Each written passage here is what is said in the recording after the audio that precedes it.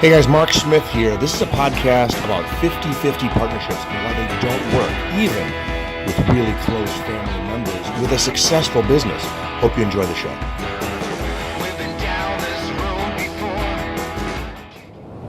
Hello everybody. Today on the live drive, we continue our talk, I guess I continue my talk, about the history of Factory 5. Remember, disclaimer, I no longer own Factory 5. My brother Dave owns the entire company, and they are a separate entity from the existing Smyth Performance on these pages. But this is a historical conversation that people seem to want to hear. So here you go, guys. So where do we leave off yesterday? We left off yesterday. If you want to go back and see the live feed on the Facebook page, go ahead. But we left off yesterday with the advent of the Shelby suit. So the early days, it was, Mark Smyth, the crazy mad scientist in his sister's garage, welding up the first Cobra. Factory 5 Cobra number 1 going to Bob Lasciuto, number 2 going to Sonny Sylvia. The incorporation of Factory 5 after, that first car and a half or so, me being a lone wolf up in Framingham, Massachusetts. The beginning of the Mark and Dave show and incorporating Factory 5, sitting in my wife's car, haggling out, cutting a deal with my brother on, a 50-50 ownership of the company. I reviewed yesterday a bunch of stuff on why you don't go 50-50, or if you do, how you want to, have a good conflict resolution clause. So go watch the video if you want to find out the old days. But today we start with the Shelby suit. So this had to be 1999 or so. I think we resolved the suit late in 2000, 2001, something like that. But I can tell you what happened. So that time frame, remember, Factory 5 is going from, at the time, we went from 0 in sales in 1995, or maybe 50 grand in sales, 3 cars, 2 cars, whatever it was, in 1995, which was the beginning.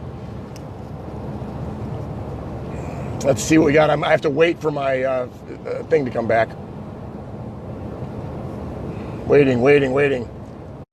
I think we're reconnected. My apologies for the breakup here on the on the connection. So where were we? So we're going. So it's Factory 5. Remember, my father is working there. My brother Tom is working there. Good morning, Christopher. So my brother Tom, my dad Tom Smyth, the operations guru. My sister Jen was working for us. My brother-in-law Gary, I think he might not have started till right about then. He's working for us. So Jesper and Jim in engineering. Dave Rhea was a student, at UMass as engineering. All the early elements of the team are in place at Factory 5. And Mark and Dave are arguing. And this is early. I mean, we're brothers. It's okay to argue. We have this company that's putting out $1 million, $1.5 million in profits a year, okay? So as we approach the new millennium, Mark and Dave are starting to fight a little bit. And I'll say a little bit. I mean, look, you guys, this is family. This is a successful company. This is how it really works. It's not all, nice all the time. That's just reality. Anybody who says it is a liar. I mean, this is family. So, and my brother's a redhead, by the way, which so it says it all sometimes. So Dave and Mark are ripping it up. We didn't just take over the kit market, you guys, that first 5 years. Mark Doherty, boy, what a great guy to be watching. Mark, another team member of Factory 5, you guys, that went on to do great things on his own. So here's the thing. So we are tearing it up in circa 1999, you guys. 4 years into it. And we're 0 to 10 million in sales. Mark and Dave are just dominating. We were absolutely, we'd survived the Kurt Scott and Lone Star Classics assault in like 1997, 98, We were developing new products. The Daytona Coupe is out. And, remember, the partnership of Mark and Dave was magic. And the reason was, as much as, look, I was a chief executive from the beginning of the company, named Dave president on the incorporation papers, right? But he wasn't really a car guy yet. This is back in 95. And so, remember, I'm the R&D guy. I've got the marketing MBA. I've got the finance background. I'm the R&D guy from Avery Dennison with the patents and chemistry. But I'm a tornado. The guys used to call me the Mark Smyth tornado. Honest to God. When it comes to the details, back then, I'm a young guy. I've got all the degrees. I've got the car experience. I've got all this stuff.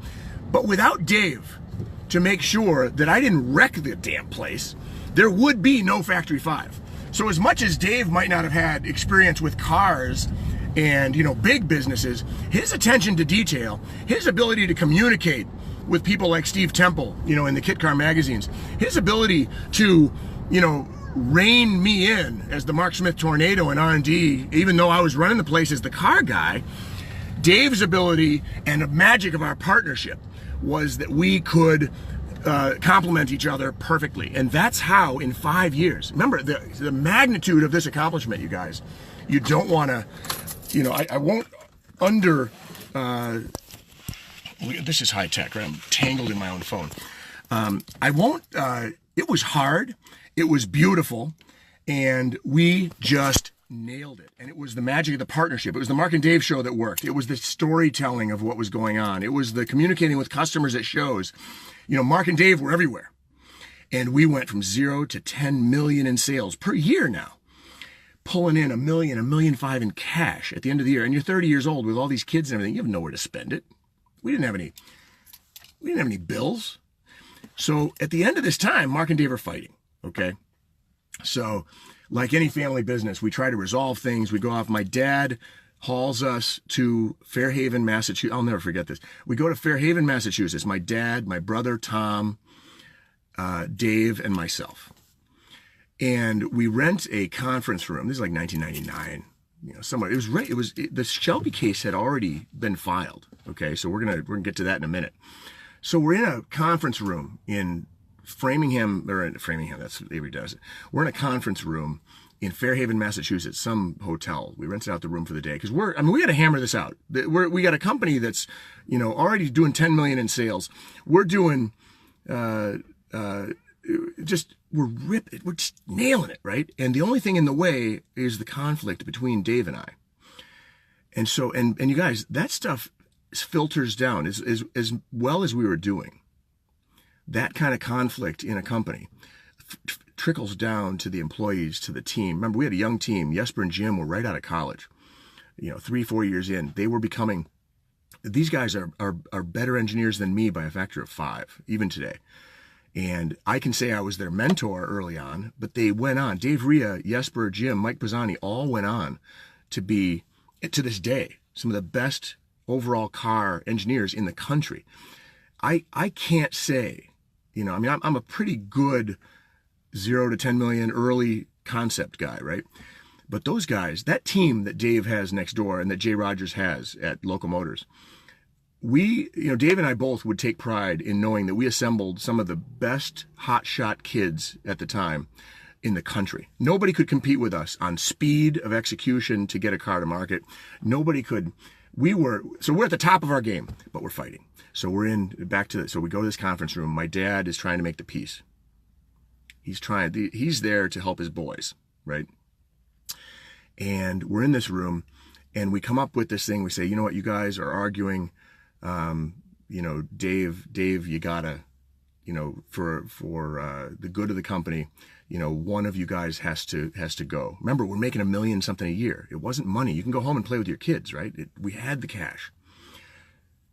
So so Dave, you know, goes home. And by home, I mean, he just separates himself from Factory 5. He still owns half the company, right? So that was our version of conflict resolution. So for the next 6 months, I got to tell you, the Shelby case is in earnest. You know, my brother Tom is there. We're adjusting, you know. Remember, we have a huge hole to fill because Dave's working from home. But, you know, without being there every day at work, it was hard. And so even though, and this was the hard part. So the company starts, you know, the conflict goes away. The company starts really ramping up. It does help. Even though we lost Dave's input for 6 months, or not input, but his presence in the company for 6 months, the company, you know, companies do well. It wasn't my leadership that made the company do well. It was the fact that we weren't fighting. Do you know what I mean? If Dave had stayed and I had left, the company which actually happened later on, I'll get to that, the company still does well. It's the fighting that tears a company apart. So you don't want to do that. So we are ripping. And I turn to my dad, and this is the key. So we have the Shelby cases going. So Shelby sues us with Ford Motor Company. So let's segue to that. So the end result of the meeting in in Fairhaven was that Dave goes home. He's got tons of money. He can spend time with his kids. Hi, Tracy. Hi, Mortaza. Hi, Mark. So the end result was Dave goes home. And we continue growing Factory 5. We're about to move into a brand new building. We have that big building there now on Tow Road. It's under construction. Things are going the right way. But Shelby's we have this thing over our head called Carol Shelby.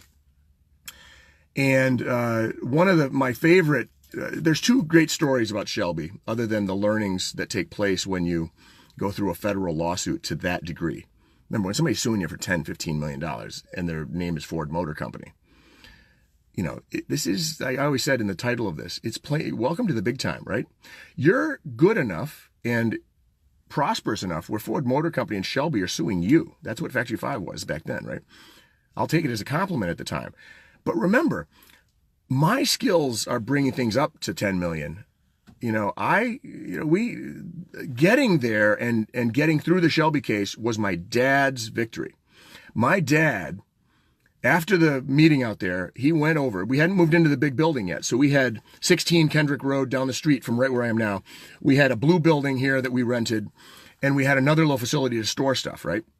We hadn't moved into the big building yet. And in order to pay for the lawsuit, the bills were $1 million. I mean, you guys, a federal lawsuit costs millions of dollars, not hundreds of thousands of dollars, millions of dollars. Shelby and Ford didn't know we had it. We were kids. They thought they would just get us to settle and move on. We dragged their asses all the way into federal court, and we're at federal court at the very, very end, right? And before I get to the end, I turn to my dad and I say, Dad, if we're going to beat these guys, and by beating them, I mean stay in business. And we already weren't using the trademarks anymore, the Cobra trademarks. That was long before the lawsuit. So they sued us even though we weren't using the trademarks. And there's two great stories about the lawsuit, all right? So here we are in this massive fight. I turn to my dad and I go, Dad, we're not going to make this. Even though we're making a lot of money, I said, we got, these legal bills are for real, right? And so I turned to my dad and I said, we got to do, I think it was at the time, I said, we got to do 9 kits a week, 9 or 10 kits a week. When I did the spreadsheets, I said, we need 9 or 10 kits a week in order to pay these bills and live. We didn't have a ton of bills, but we had families. We had kids by then. And so, we had probably 20 employees, right? Derek, absolutely. So here we are, this little company in Wareham. We're spread out. Because remember, we're growing really fast. We're going from 0 to 10 million. I mean, this is like a rock star small business. The Mark and Dave show was for real. We were kicking it. When we went to SEMA, we were having fun in this little tiny booth with 100 people around us. I mean, it was fun.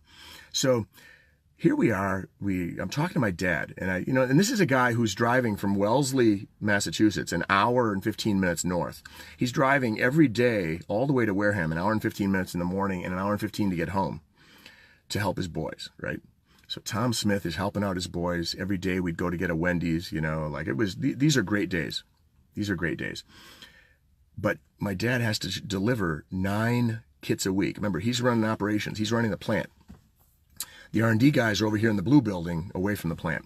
And you're talking about molding. These are Cobras, right? Cobras and Daytona coupes. And my dad's got to deliver. And I said, I don't know how you're going to do it.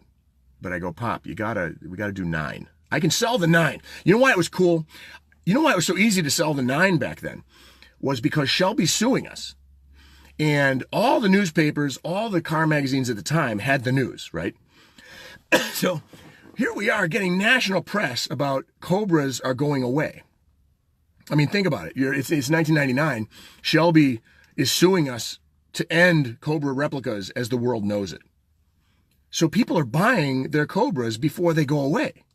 It was probably the easiest section of time to sell Cobras in the world, because here's our brand, Factory 5. It's being talked about across the new, in quotes, internet. It's being talked about in every magazine. We're getting phone calls off the hook. I mean, the phone is ringing off the hook because Shelby's suing us. Shelby had no idea he was guaranteeing our victory by suing us. So here we are. We had a slush fund of money because we were making tons of money and we had no bills. We have a growing team and we have cash flow. And we had this one secret weapon, which was cash flow if we can keep the shipments at 8 or 10 a week. And so here we are getting sued. The bills are racking up. You know, the legal team, as much as lawyers let us down in the incorporation of the company, our lawyers, we were paying money, guys. Stephen Snow is a lawyer out of Partridge, Snow and Hahn with Randy Weeks, one of my neighbors, who was a junior attorney at the time. Stephen Snow has tried cases in front of the Supreme Court, okay? And he's in Providence, and he's taking on our case.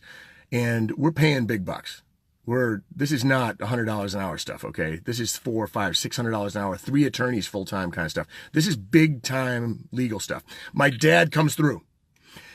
So we get the orders, and at the time, that was the easy part, right? We get the orders for the cars, but now we got to ship. Remember, this is manufacturing. This is welding a frame together that has 400 pieces in it in a jig. This is molding whole car bodies. This is complicated stuff. And when you're going from, I think we were at probably 4 a week, 5 a week, you know, before my dad had to ramp up, and we went to 8, 10 maybe, in the same building. 5,000 square foot building. I think we had a total of 12,000 square feet.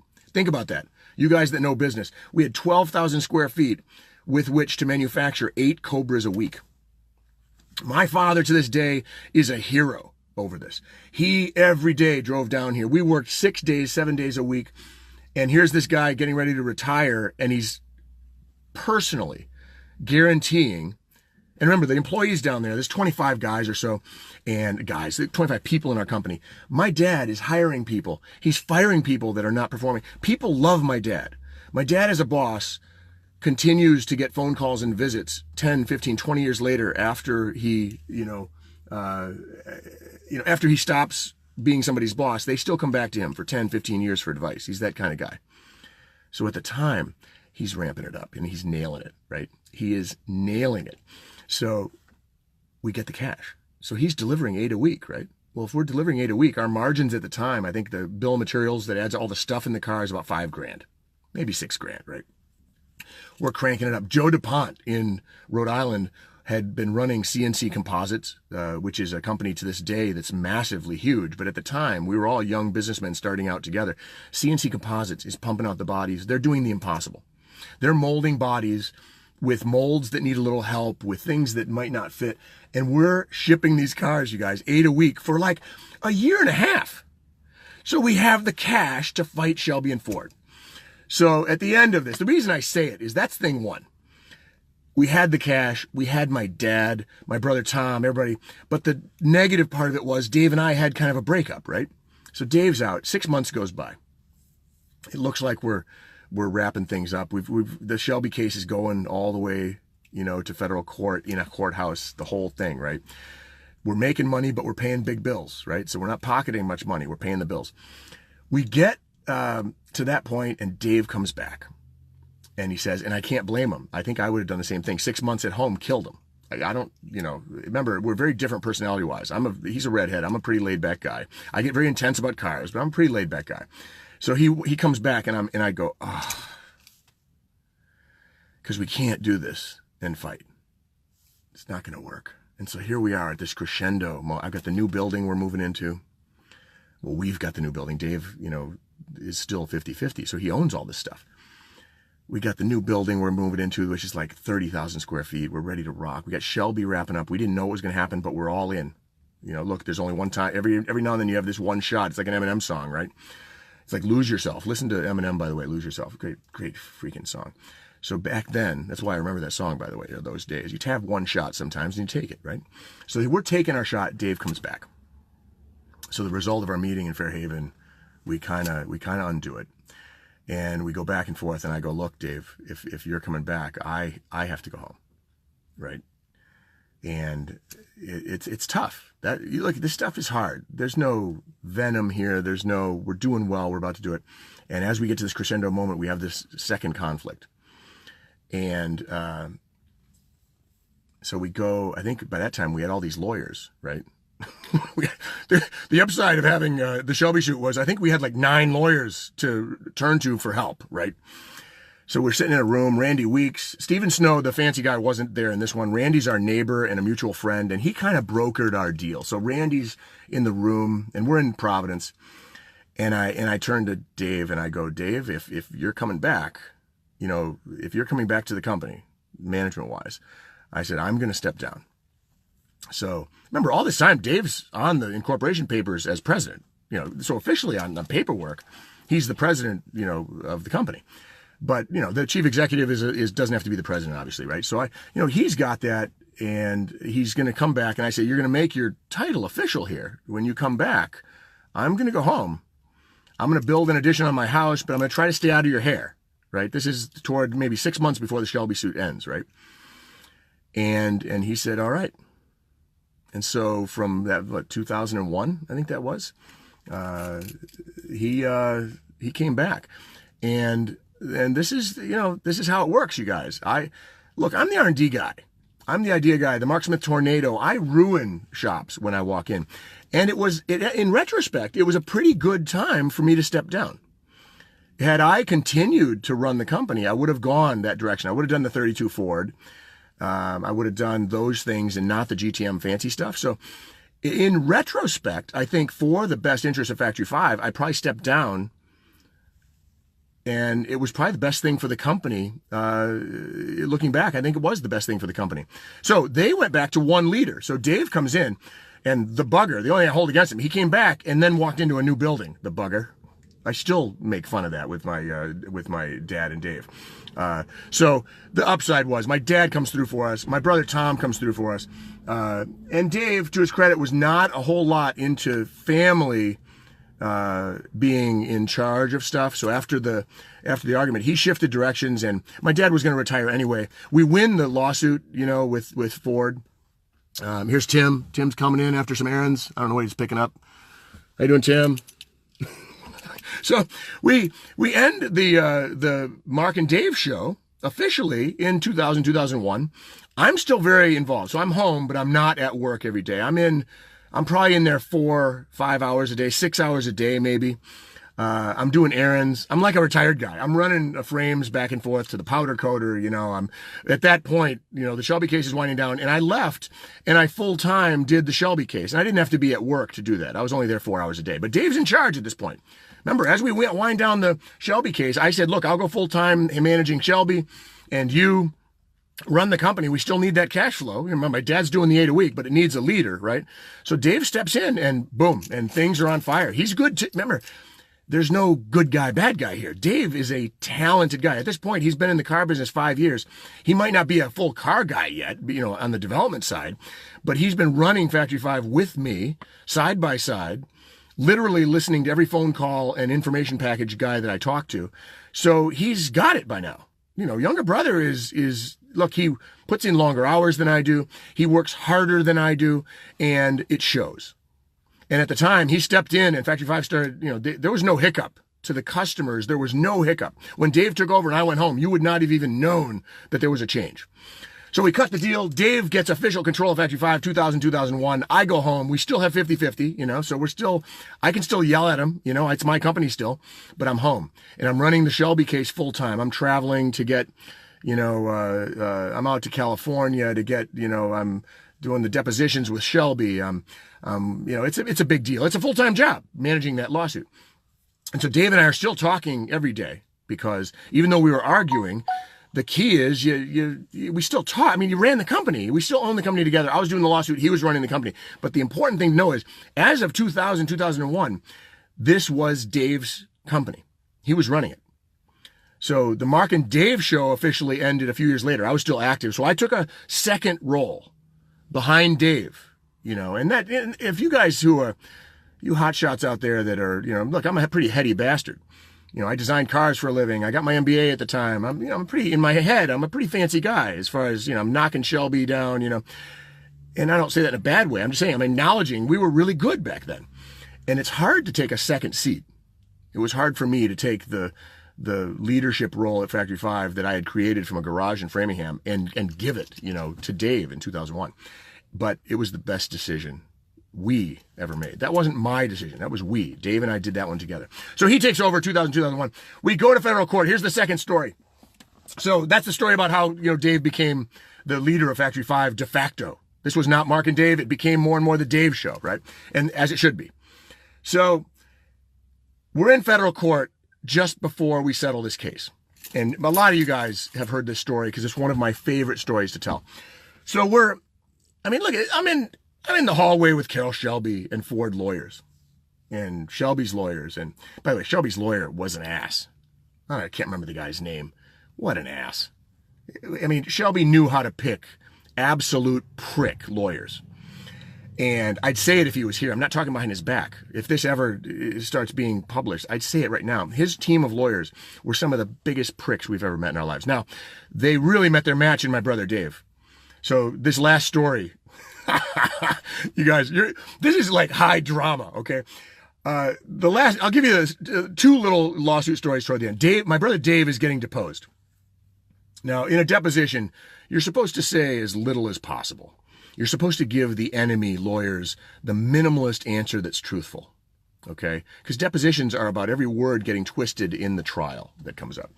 So I go first, and they depose me. This ass lawyer from Shelby's asking me. He goes, "Oh, I see you have a 930 turbo outside of the. Is that the license plate says Fact 5? Is that your car?" And I'm like, "Hell yeah, it is. That 930 rocks." So I'm talking. And it's called diarrhea of the mouth, okay? I'm talking because I really knew what I was going to say, but I didn't mind being distracted with, look, if they want to paint me as a rich kid, go ahead.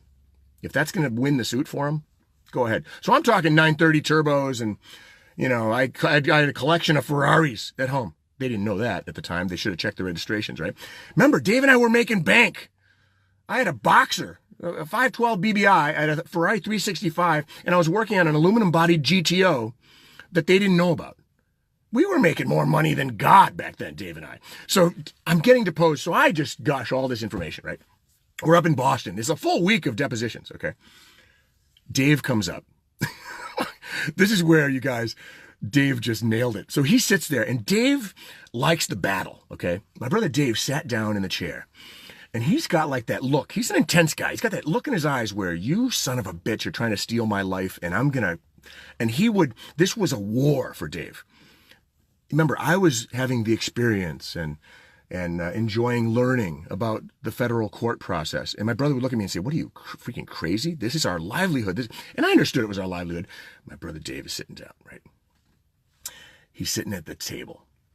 And this prick lawyer is trying to, I don't know what he was trying to, and he would ask Dave a question, and Dave would look, and he would take like 5 minutes to answer, and he'd silently think, and he was going to punish this guy. My brother Dave was going to punish this prick lawyer and make it the hardest deposition of his life, and he did. Every question. It was the most uncomfortable deposition. And I've seen a couple of these. My brother, he beat this guy up so bad. I mean, I've never, this guy, one of the toughest lawyers around. I got to lower the windows here. I'm dying here. This is so fun for me, you guys. So my brother Dave punishes this prick lawyer like I've never seen any person who's being deposed punish a lawyer. That guy at the end of the day went home and cried, okay? And this is a guy who prided himself on being a tough-ass lawyer, right?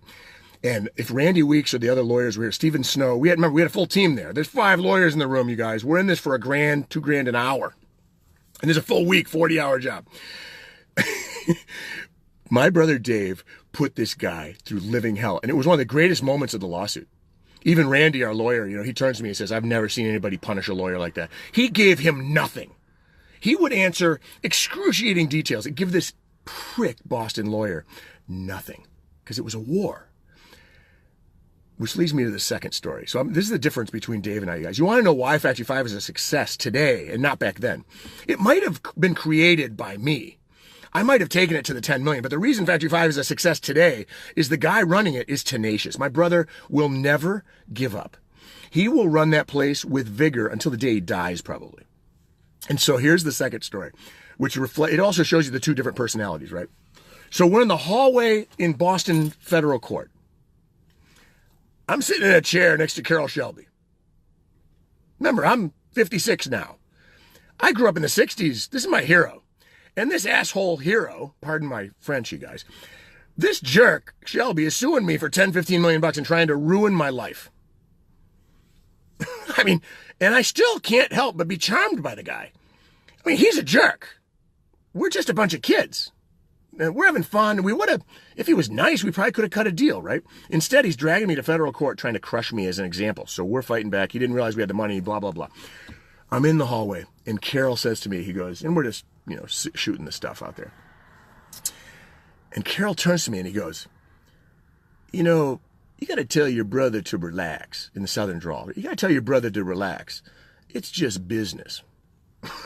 I'm sitting there going, Carol, I don't think you know my brother very well, even after all the lawsuit, right? I go, he's in there. My brother, Dave, was in the other room with the lawyers. I said, my brother's in there quoting Abraham Lincoln, Carol. That's not the way this is going to go. We're going to go the distance. And he shakes his head. He's going, he mumbles something else that I missed. And inside, I'm cracking up. It's like an out-of-body experience, okay? I'm in the hallway with Carol Shelby. I'm talking to the guy like he's a neighbor. And we'd been talking before. I got some pictures of me and Carol in California when we were... I'll try to publish some of the pictures, you guys, that on this thread. We got some great stuff from those days. Remember, I'm sitting there kneeling down next to Carol talking about his recreation Cobras, the newer Cobras he's doing. Even though we're in a $20 million lawsuit, he's still Carol Shelby. And that's where I learned, no matter how much of a jerk this guy is, no matter how much he's ripped people off in his life, he's dead now, but no matter who he is the legend for a reason. He's the one that has the accomplishments of winning the world championship. He's the guy that gets to be the rock star. He's the guy everybody thinks is this great guy. And whether he's a jerk or not doesn't matter. I'm the kit car guy. I'm just a kid at the time. And he's the legend. And the difference between, and Dave's right, he was an enemy. Carol Shelby was an enemy. But in business, there's an element of truth to what Shelby said to me. And I kind of, I don't agree with him. It's not just business. These are human lives and livelihoods at stake. So that's a nice way to say it. But the reality was he was out to kill us.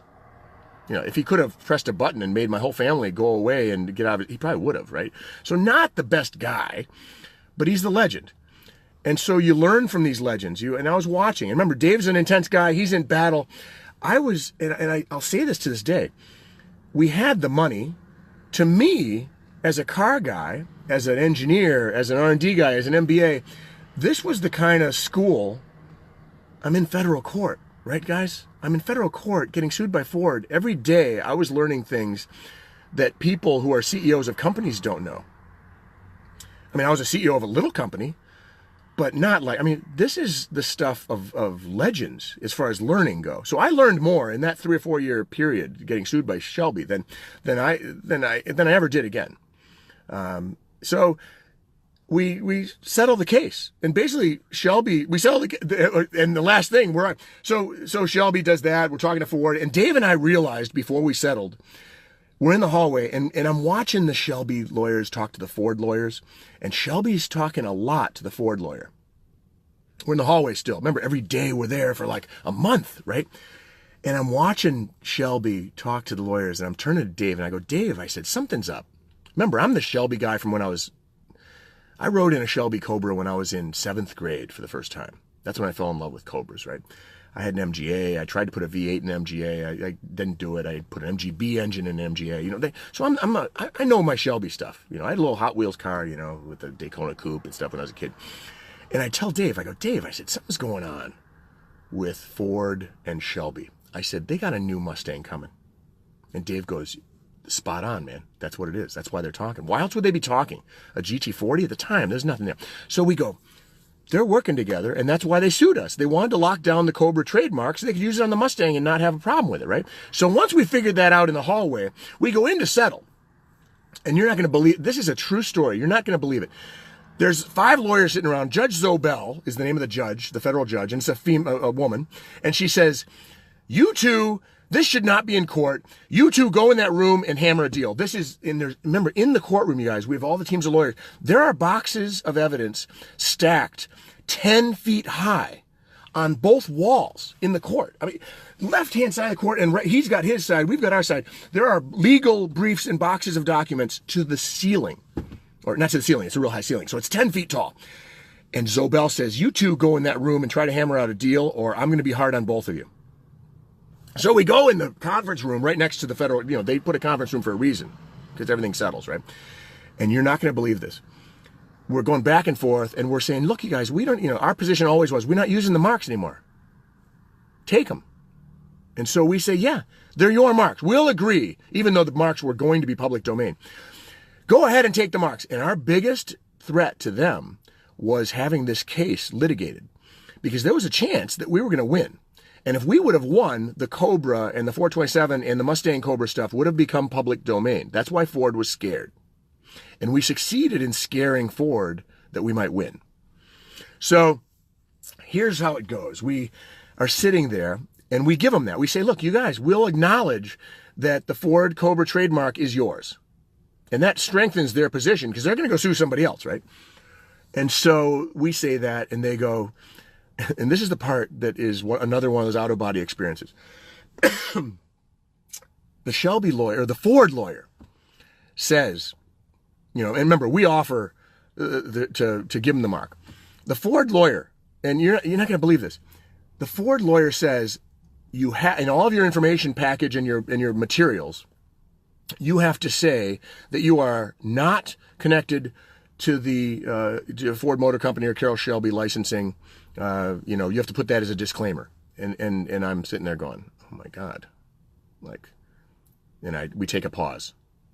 I can't remember. I think Dave was doing his intense thing. He's concentrating, and I think I asked Randy to take a break, and they left the room. And I turned to Randy, and I said, we don't have a problem with the disclaimer, Randy, but do you understand what's happening here? And Randy's going, I don't think you should do it. You guys are about to win this case. We're a day away from winning. And he was right, by the way. Stephen Snow and Randy were there with another guy. I can't remember his name. Mike was the other lawyer. We're all three of us sitting there. And he says, you guys are about to win and beat Ford Motor Company. And, we're just kids, so we're excited about that. And Dave wants to win. I want to win.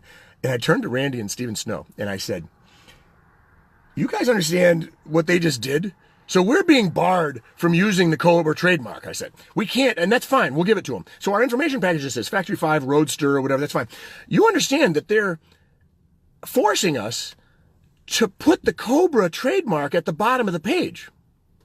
So, I don't know if you guys ever listened to Howard Stern in the old days. So Ford Motor Company is asking me to say we are not connected to the Shelby Cobra 427. Well, I turned to Randy and I said, doesn't that mean that we're a Ford Cobra 427 to most people? So I'm starting to crack up. I'm starting to laugh. I'm in federal court. Ford's lawyer, and I wish I knew his name and I'd talk to him about it because we'd both laugh our asses off if we had.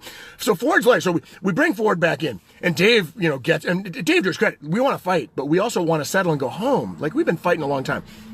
So, so the lawyers come back in the room, and we sit down. We're all serious, this is big time stuff, and we're fighting back laughter, okay? And you know what the Ford lawyer says? And you cannot make this up. The Ford lawyer says, we've thought about it, and we can't just have a small disclaimer. And he specifies a larger size font.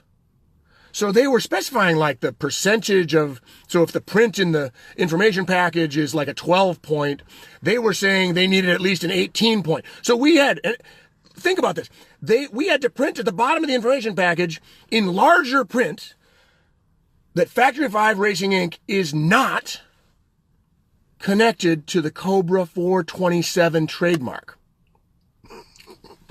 Now, we had just agreed to put it in, and we went, okay. That was the settlement. Both parties went their own way. We gave them the Cobra trademark. They gave us, and I'll put the link of the final settlement on this thread, you guys. There's some great discussions of the lawsuit. It was a big deal. Lawyers use it as a trade dress example in their lawsuits. It was a great lawsuit. So at the end, I'll put the thing in. But at the end of the day, the settlement was, we don't use the Cobra trademark. We acknowledge their use of the mark. We get to do all of the cars we're currently doing, the Daytona Coupe, the Cobras, all that stuff. We can't call them Cobra 427s, but we weren't anyway. And more importantly, Shelby had to give us, and Ford, if they were ever going to have a problem with our designs or any trademark or anything in the future, they had to give us 30 days notice so that we could cure the infraction. And whatever stuff we have at the time, they have no further rights to. We can continue making those products. And we sign it. We're done. I go home. I call my wife and I say, it's like February. And I go, next week is vacation week. Pack up the kids. We're going to Captiva for vacation, and we're going to celebrate on the beach, and I'm going to take a deep breath. Dave is going to run Factory 5 from here on. I've still got my half. The next week, we went to Captiva, had a vacation. Dave took over at Factory 5, and the Shelby lawsuit days are over. So we thought. So that's the end of the Shelby lawsuit time frame for today. I'll put the link up here. There's a very quick addendum to the Shelby lawsuit. So Dave's running Factory 5, like 2007 or so. Shelby sues us again. This time he says we're violating this, we're violating that. And thank God we had, Stephen Snow and Randy Weeks. This is where they did a great job. In our agreement, we filed for summary judgment or dismissal or whatever it was because they didn't give us 30 days notice.